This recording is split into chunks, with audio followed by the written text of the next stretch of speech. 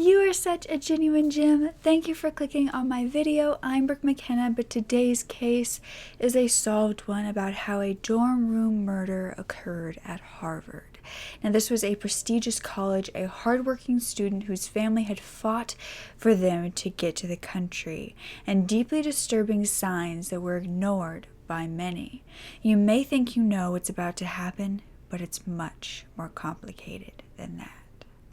By the way, I post so much content like this. It is my absolute passion to tell these stories, and I mean no harm or disrespect when I do so. So if it's something you'd like to support me in doing, all you have to do is make sure you are subscribed with the post notification bell on, giving this video a thumbs up, and leaving a nice comment down below.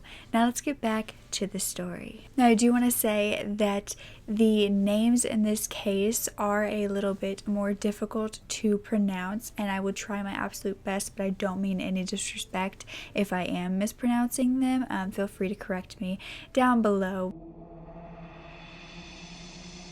So it was 1995 in Massachusetts, and Trang Ho was a 21-year-old Vietnamese student, and she had just moved to Cambridge. Now, her family had actually left South Vietnam after North Vietnam took over about 20 years prior to this. She, of course, was just a baby when this happened, and her father was actually in the South Vietnamese army before they decided they were going to flee on a boat.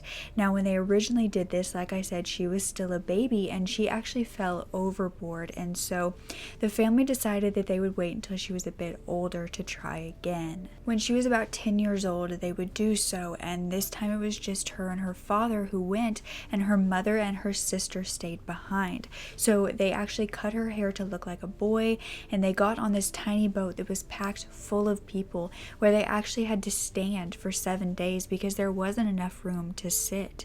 Now, after being attacked by pirates, they finally made it to a refugee camp in Indonesia, and they stayed there for a year while they were taught English to be able to, better integrate into the United States.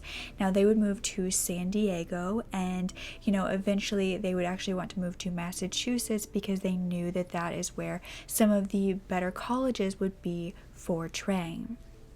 So Trang had worked extremely hard. She was extremely smart, and this girl wasn't letting anything stop her, including her hard past. In fact, one night when she needed homework, of course, all she had was her father, who didn't speak a ton of English, and so she actually called 911 to help her when she was younger, just to see if they could do the homework assignment that she had to do, and an officer actually called her back to see if he could help. And this was just, one of the times when Trang really used her voice and wasn't afraid of asking for help. She also contacted the Senator Kennedy to get her mother and her sister to the States, and although he couldn't really do anything, they did eventually get there when Trang was in her senior year of high school at about 18 to 19 years old. As valedictorian of her high school, she would later be given a full scholarship to Harvard. This was after she had wrote an essay to them about, being one of the boat people, and how she knew she could still make a difference regardless of where she came from, and how, she was still very proud of where she came from and what she had to do to get there, and she wasn't going to diminish that or push it down just to be able to get into a college. And they really loved this about her, and they gave her a full scholarship. Now, she was the type of woman who was energetic and optimistic, and she just naturally helped everyone. And this was without even thinking about it, because while she was going to college, she was actually working 2 jobs to help support her family, as well as going and seeing them every weekend and helping her sister with English, and helping her family with different documents that they didn't know how to read. She was also tutoring other refugees who needed her help, and her teacher said that she was such a mature and bright student. Even though her family life was really crumbling at this time, she really didn't show anybody how it was affecting her, or that it was at all. And her parents at this point were going through a separation because they had been apart for so long, and when they got back together, they just weren't meshing very well. And in fact, her mother started to say that her father was abusing her. and she actually went to stay at one of the shelters for battered women. And so Trang was dealing with all of this while also working and going to college. And Trang was on track to go to medical school at this point. She wanted to become a pediatrician. And this is when her parents would officially separate, and her mother would get a restraining order on her father, meaning her father had to move away, and he went all the way back to San Diego. With him being the normal head of the household, she was now in charge, being the oldest daughter. This meant that she was going home every weekend to do anything that her mother needed, and this meant that she had a lot more responsibility on her shoulder. But she refused to give up on anything. She wasn't going to shrink herself to be able to help other people. She was just helping them on top of everything else she was doing. And I can't even imagine how much pressure this put on her. But at this point, she had been in college for 2 years. She also was living in the dorms with a roommate that was a friend of hers named Sinedu. And Sinedu and her actually met in a science class. Sinedu had also wanted to become a doctor. She had come to the States from Ethiopia, and so they were like in many ways and figured that they were the perfect fit to be able to room together. I misspoke there. Both Sinedu and Trang were both in their 3rd year and had roomed together for 2 years. So they helped each other out and could relate to each other in a lot of ways that other people really couldn't understand. And Trang was living the life that she wanted, a life that she had worked hard for, and she was even chosen by Boston Magazine as one of 25 people who were going to change Boston. She was said to be the hope of the next generation, and so lots of people were looking at her to make a difference in this world, and she was determined to as well. She had so many friends and family who loved her and knew that her life was going to make an impact, but unfortunately this would all be cut short, because on May 28th, Trang was done with her finals and extremely relieved. She was getting ready for summer. She would be sleeping peacefully that night into the early morning. And then that day, police would actually get a call from the Dunster House dorm that was at Harvard, and they headed to a room that belonged to Trang Ho. This was a 2-bedroom suite, and they barged in to find her lying on the ground in one of these rooms, bleeding. She had 45 stab wounds. And piecing the last days of her life together, they went all the way back to that Friday, which was May 26th. And everybody said that Trang was preparing to take her final exam that day. And she also had her best friend come, who was named Theo Eugen.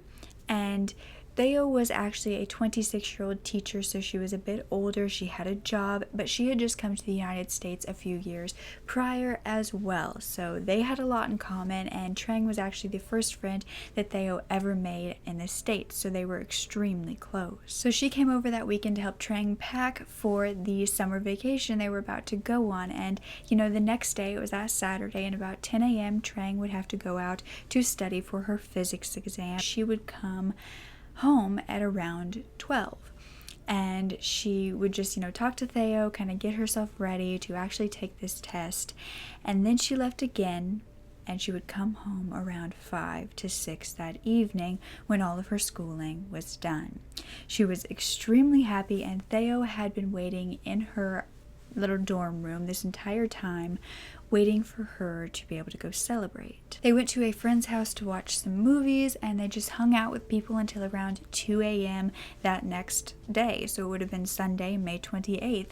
They fell asleep in her dorm room bed, and they woke up about 6 hours later, and this was an alarm, and it was actually her roommate Sinedu just getting ready for the day, and the bathroom was actually in Trang's bedroom, and so Sinedu would have to walk through there to get to the bathroom, but they heard the shower going, and so they decided just to go back to sleep at this time.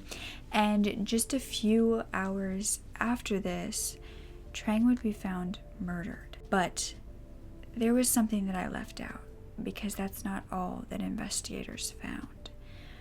There was actually another body in this dorm room, and this was Trang's roommate, Sinedu, who was in the bathroom. Sinedu Tadesse was born into a wealthy family who lived in Ethiopia. Her father had actually been jailed for 2 years, and this was because, or said to be because, there was a lot of poverty and famine that was happening in Ethiopia, so anyone who was wealthy was targeted due to their money.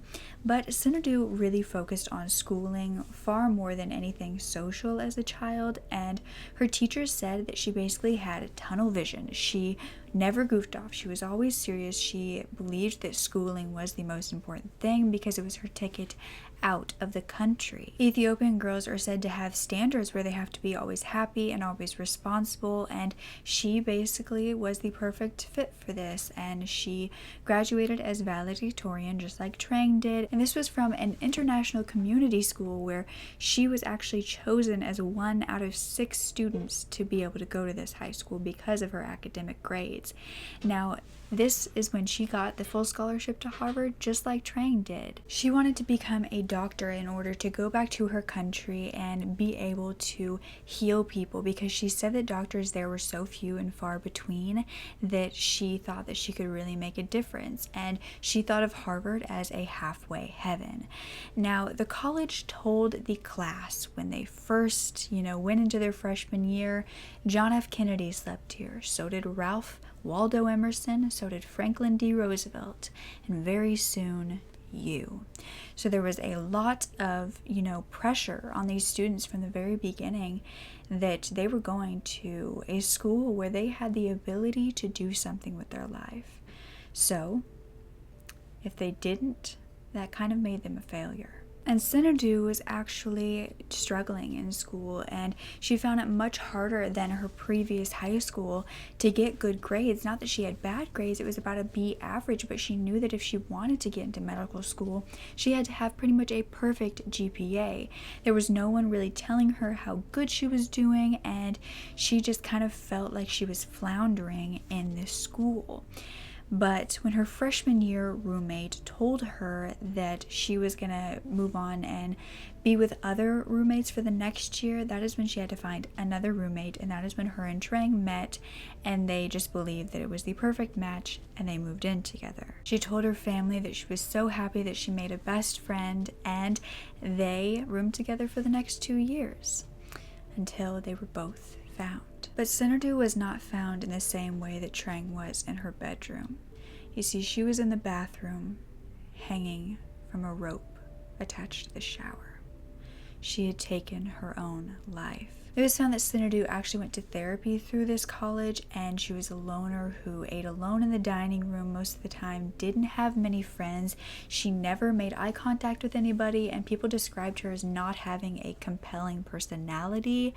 But that is when letters were found that were sent from Sinedu. She had written these letters to dozens of other students by picking them out of a phone book.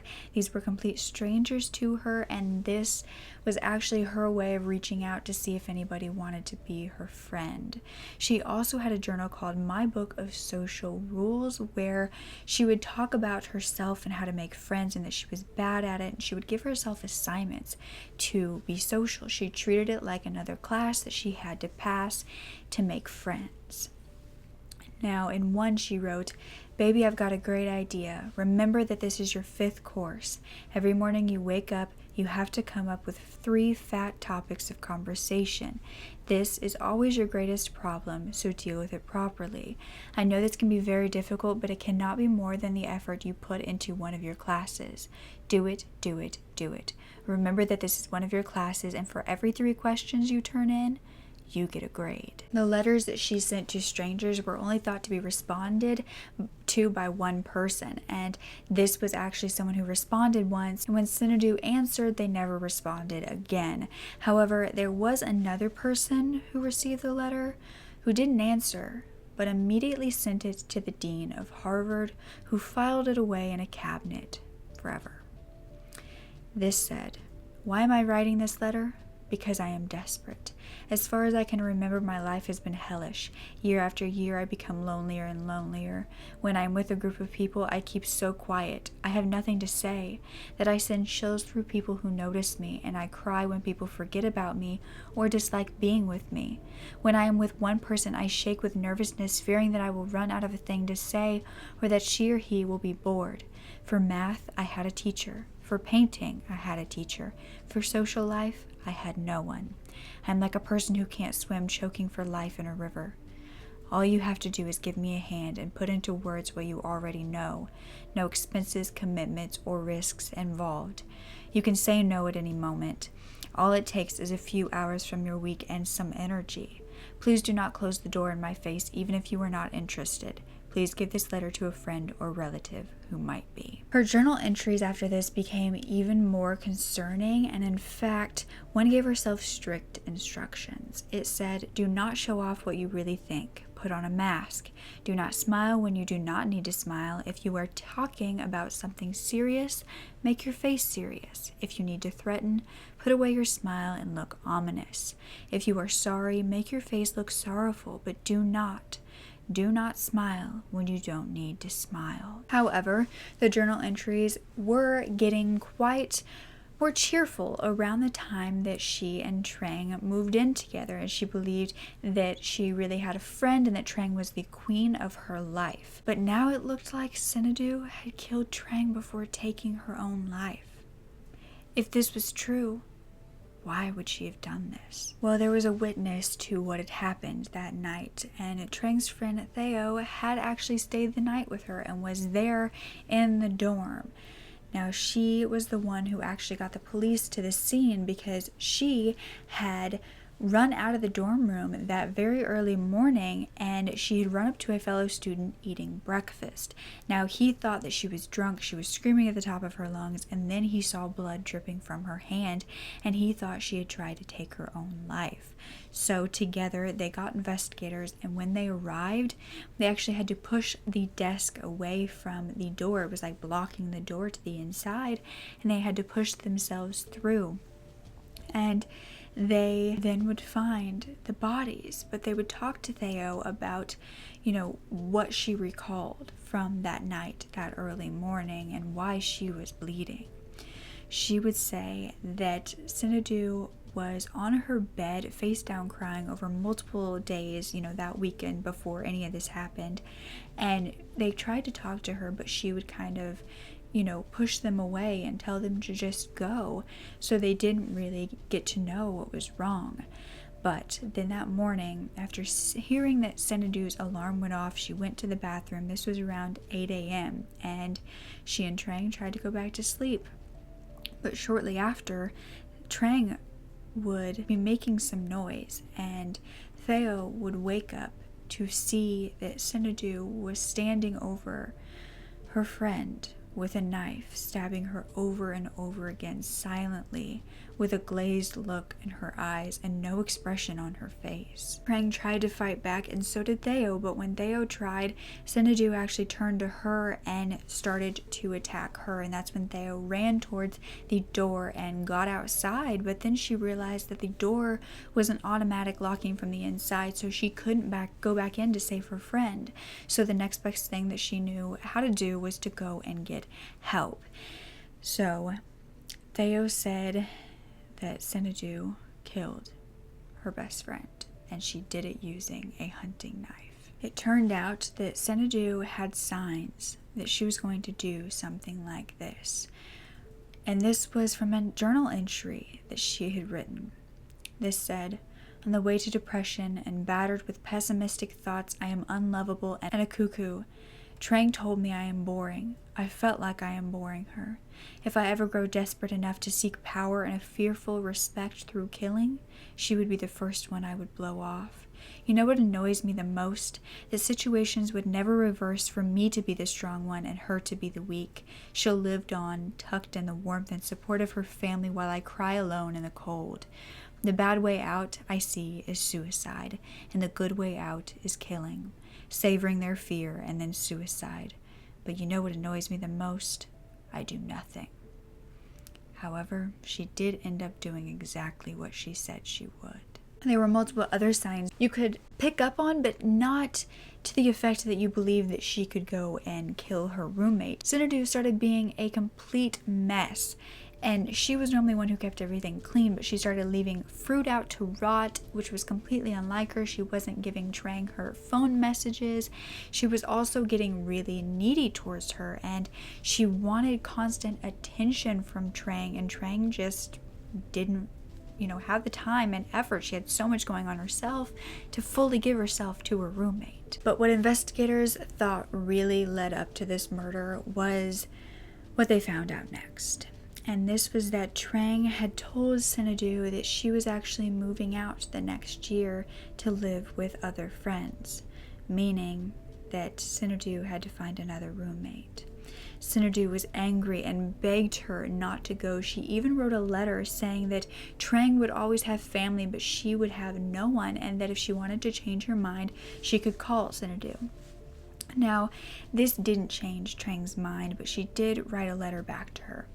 She was saying that she thought it was disrespectful to make her feel bad because she wasn't doing it out of disrespect, and she was telling her way before it ever happened, but she hoped that they could still be friends, and Trang really did mean that. However, Sinedu stopped talking to her altogether, which was kind of hard and awkward considering they lived in the same dorm room and had to go, Sinedu had to go through Trang's room to get to the bathroom, and Trang had to go through Sinedu's room to get to the front door. So it's not like they could just avoid each other. Now, 2 weeks before the murder, Sinedu actually sent her computer that she used for all of her schoolwork to her cousin. She bought 2 knives and a nylon rope, and then called her brother Ned. A week before, she had a lunch date with her brother where he said she showed up looking like a completely different person. She was wearing makeup, she was wearing high heels and shorts, and this was said to be, kind of a disrespectful thing in their culture for her to be wearing shorts, so he knew that something was up, but she also seemed very cheerful, so he was happy to be seeing her like that. But she also wasn't showing up to her final exams of the semester, and she gave them medical excuses as to why she wasn't coming, but she was also seen studying in the library with kind of glazed eyes and just look like she was completely in her own head. But knowing all of this, investigators were searching, for any more just strange clues that could piece together exactly how this happened and why, and that is when they actually found something in the trash. It was at the Harvard Crimson newspaper, and this was a note as well as a picture. This picture was of Sinedu. Now, the note said, "Keep this picture. There will soon be a juicy story involving this woman." Sinedu had sent this to the newspaper, telling them what she was about to do, or hinting at it at least. But they did nothing. They didn't contact the police, and they threw it in the trash. Yet after the murder occurred, they used that very photo that she sent. The last times that Sinedu talked to anyone was a house manager for the dorms who let her into a weight room, which is said she never used, so this was very strange. And then around 7 p.m. that night before the murder, she also talked to her brother on the phone, and he said that she didn't say anything that made him concerned, and she was still happy. Now, a killer couldn't be brought in because she was also dead. So of course the real reason that she did this was speculated on by many, and because there was no real confession, she didn't leave a note, she didn't say exactly why. Her parents said that she wouldn't have killed anyone for just not rooming with her because she had also wanted to room with somebody else the next year. Now, some began to theorize that she was under some sort of evil spell, but I think the most likely theory is that she was extremely depressed, she was flat in affect, and a socially impaired girl who just wanted friends. And I think eventually her mental illness kind of led to delusions and paranoia, and I also believe she had severe social anxiety. And none of this causes a person to murder, but I do believe that social anxiety is shows the journal entries and how she was feeling as far as being so alone and not able to reach out to people. I mean, social anxiety is much more than just someone being shy, being like a cute, quiet person. I think that people can look at somebody who has trouble being social as just being shy, but it's really much more than that. There is a fear surrounding just saying hi to somebody. I mean, talking on the phone, walking up to a stranger, going up to a counter and ordering food. It is an immense fear that people have. A lot of times you need preparation just for the smallest social contact, and this can often be caused by, in your childhood, if you were bullied, if you felt a lot of rejection, and you just don't feel like you deserve that social interaction, or that you're good at it. You feel like you're going to embarrass yourself if you do. People with social anxiety will constantly fear being judged or embarrassed, and I think that this is why Sinedu felt so lonely and lost. And was the cure to her social anxiety murder and suicide? Absolutely not. I mean, if you are ever feeling like this, I want you to know that there are people out there who will help you. Even if you are ignored, do not give up. Do not let them ignore you, because you deserve that help. The priest at Trang's funeral said, "Wherever there is hatred, ignorance, and greed, there is violence." And her father actually started screaming, "Don't go. Why did I work so hard for 10 years to go through so much in the end just to bury my daughter?" They actually filed a lawsuit against the school for wrongful death, conscious pain and suffering, and emotional distress, as well as negligence. Now, 2 more students committed suicide at Harvard that year, and this caused Harvard to get a lot of backlash as to, what they were doing or not doing for these students. And I mean, Sinedu was going to therapy there, and although therapists can't catch everything, especially if the person doesn't want to talk about it, you would have thought that there would have been at least a few signs here and there that she needed more help, and she was letting on. A Trang Ho scholarship was put into effect at Harvard to, give her some respect and acknowledgement, but 2 years later, a graduate of Harvard actually wrote a book called Halfway Heaven: Diary of a Harvard Murder. Her name is Melanie Thernstrom, and she actually talked about the inadequate support system for foreign students adapting to American life. She wrote about the social pressures to fit in and how there wasn't enough mental health services to help these students. Melanie actually knew Sinedu because she had been a professor basically for a creative writing class at the time and had Sinedu as a student. And during one of the projects that she had, she could accept a handful of students to do this project, and Sinedu applied but didn't get in. And so Melanie kind of felt that it was her duty to talk about Sinedu and to talk about Trang and what we could have done better. Harvard basically told everyone that Sinedu never said she needed help, and I think that is true. I mean, you can't expect people to pick up on problems that people aren't showing. But I think that there are a lot of people to be angry with, because there are a lot of people who did see the signs and did nothing about it, and that included the dean, who just filed away that letter. It was so heartbreaking, her asking just for a friend. He just filed it away, or he or she, I'm not sure, filed it away and did nothing about it. Didn't call her in to see if she was okay, or invite her to coffee, set her up with somebody else at school to talk to. I mean, there was also the newspaper who literally got a picture of her and could have followed up on who that was and what she meant by juicy story. They did nothing. There was also the therapist that she went to, who, obviously wasn't helping tremendously. Although it's not any of their faults that she turned into a killer, this girl was pleading for help and attention, and she was denied every single time. And it was not Trang's responsibility to be there for her. It wasn't her responsibility to keep her happy. And she didn't deserve to die because she couldn't. I think we just all need to get better at noticing signs and who needs help, because poor Trang lost her life. And that was because nobody paid attention. Not just nobody paid attention to, the suicidal thoughts, nobody paid attention to the homicidal thoughts as well that Sinedu was having, because she wrote that in her journal as well. It said that Harvard's mental health services are understaffed and students found it difficult to be able to go and see a therapist on a regular basis because of all the work they had. And unfortunately, this is very common.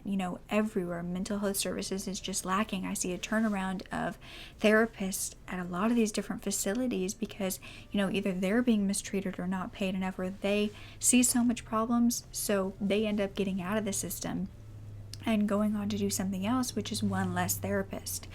I just think that it's something that we need to better fund, better staff, better teach, and just be better at altogether. I don't want this to seem like I am excusing Sinedu for what she did, because she took a life. She took Trang's life away from her, and that is horrific. But I can see the many, many signs that were just overlooked. And the thing is, that's kind of like the same signs we see with serial killers who start the behaviors as a child, that people overlook because they think they couldn't get that bad. They're just a kid, or, it's just she's sad. Those things build up, and it needs to be dealt with down here before it gets up here. And that's what people don't realize. They just want to deal with it when it's up here, but that's too late. And when we see the signs, we need to deal with it right away. So I truly hope that I did Trang's story justice, and I hope you understand where I'm coming from with talking about Sinedu and what she went through as well, because I don't often like to talk about, someone who's killed. I don't know, I'd love to hear your opinion on that. And unfortunately, neither of them get to live on their life and see how much better it could have been after that. It stopped in that dorm room at Harvard. So yeah, I'd love to hear your thoughts about this. Don't ever forget to speak up. Your voice is powerful enough, and I love you to absolute pieces. Okay, bye.